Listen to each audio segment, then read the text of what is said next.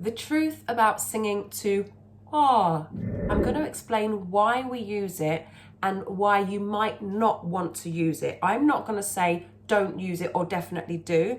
It depends on you, how you feel about your voice and what you want to achieve. Now, there are a lot of videos going around at the moment. It's a trend at the moment for some reason for voice coaches to vilify the R sound and say that it's not going to help you and that it's actually going to ruin your singing.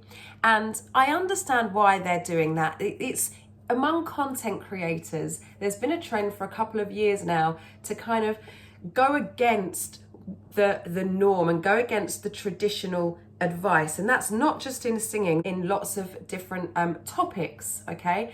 And that is a content creator style. They're trying to buck the trend. They're trying to get you to think differently. And I understand why, because it's a bit more exciting. So coming back to singing and voice coaching, when it comes to singing to R or any other sound, it can be very confusing for you if you're a beginner or if you haven't had much training. So even if you've been singing for a while and you're new to vocal training, having conflicting advice is very confusing to you. How do you know who to believe and who is more correct? Now, the fact is, R isn't right or wrong. There are different reasons for using that vowel.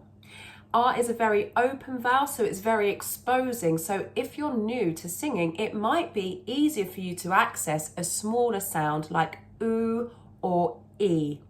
Now, when I was learning, was a very difficult sound for me to control, and I didn't do it for a long time because I didn't like the way that I couldn't control it. But what I should have done was practice that more because it was more difficult. So when it comes back to R, I'm going to explain why we use it and why you might not want to use it. I'm not going to say don't use it or definitely do. It depends on you, how you feel about your voice and what you want to achieve. So if you want a well-rounded voice and you want to have versatility and you want to have choice in what sound you make and how you make them, I would recommend using the R sound. Now, another reason that we use R is because it's very relaxing. So if we want to access head voice, if we want to access a breathy head voice, and if we want to access pharyngeal resonance, which is all of that actually creates soft singing. So like the kind of singing that Billie Eilish does, Christina Perri when she sings 1,000 Years, Ellie Goulding, that is pharyngeal resonance, and you can access that by oh, and kind of imagine that you're either classical singing or in an opera or in a choir, in a churchy type choir.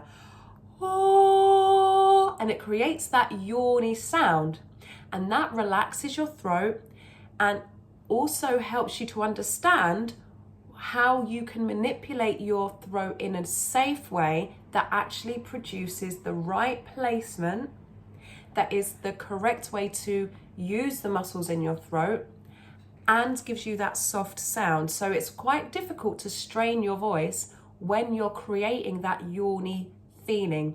And if you do it on R first, it's going to be easier for you to understand how that works. If you do it on a different vowel, then it's going to take a bit longer for you to have the feeling, to feel what's going on, to create the right sound, and for you to understand how your voice works. If you want a different kind of placement, so if you want a more neutral placement kind of around in your cheeks, or if you want forward placement for projection techniques, then you might not want to use the R sound because that helps you to create more of a backwards resonance, pharyngeal resonance. But with forward placement, we want the opposite. So it would make sense not to use that R sound. It would make much more sense to use a sound that starts with an N or an because you can feel the resonance that you want in the front of your face. So you could use new, na, ni. Ni is a very good one because E is a small vowel and you can feel where the sound is supposed to resonate. You can feel the right placement. So you would learn your forward placement first with a ni or new, or sometimes no. And then you can open up. Once you have established it, you can open up to na. But you wouldn't want that oh sound, because that doesn't create forward placement. It's the complete opposite. So I hope that this is helping you to understand the difference between why we use different sounds for different placement. And if it is, then hit like. And if you haven't subscribed already, why not? It's free. Just click it quickly, hit the notification bell so that you get all of my future videos. And if you know someone that's going to benefit from this information, share it with them as well. So to give you a demonstration of how the different vowels you make and the different words that you use create different sounds, I'm going to do that right now. So R is good for, as I said, relaxing off your throat, understanding how to how to access the upper part of your voice. So that upper range where it often feels a lot weaker and lighter than your chest voice. So if you're used to singing around the lower part of your voice and it feels more comfortable and it feels very weak and light and uncontrollable when you get up to the higher part of your voice, using R in this way that I'm about to show you is going to help you to gain more power, strength, stamina and control. But the first thing we want is to just access it. So it doesn't need to be loud, it doesn't need to sound nice, you just want to access it. So by creating that yawny feeling and relaxing your throat, you're going to be able to sing higher than you think you can. And it might sound squeaky. In fact, I recommend making squeaky sounds so that you can get used to that part of your voice. So you don't want to squeak by squeezing your throat, you want to squeak by relaxing and yawning it open. So it's a kind of yawny, oh, like you're about to yawn. So you could do something like, oh, and notice that I prepare before I make the sound. I don't just go, oh, although I can. When I'm teaching, I always prepare first. So I relax, open my throat, go for a yawny feeling, and then make the sound. If that's too high, and it will be for a lot of you, we can bring it down. And then we can bring that down even lower. So the difference is open throat, yawny, closed throat, not yawny.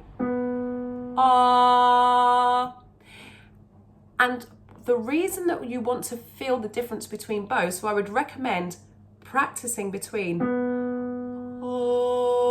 open and not open, is because most people, when we're starting, we try to get to that part of our voice but in the same way that we're using this lower part. And you can hear that it's not flowing, it's kind of strained. When I open it up, it's much more easy to access.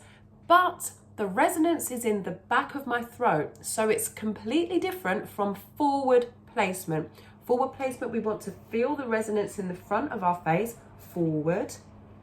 And we can start that by using the N sound. So if we were to use a sound like knee, it would sound like this. Knee, knee.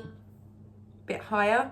Knee, knee, knee. So I'm not squeezing my throat, but it's also not open. My throat is neutral and the sound is being created at the front of my face. So I hope that helps you to understand the difference between singing R for pharyngeal placement and singing in forward placement. We do use R in forward placement, so let me just quickly demonstrate. But it's completely different from that backwards open feeling. So the difference is forward, backwards.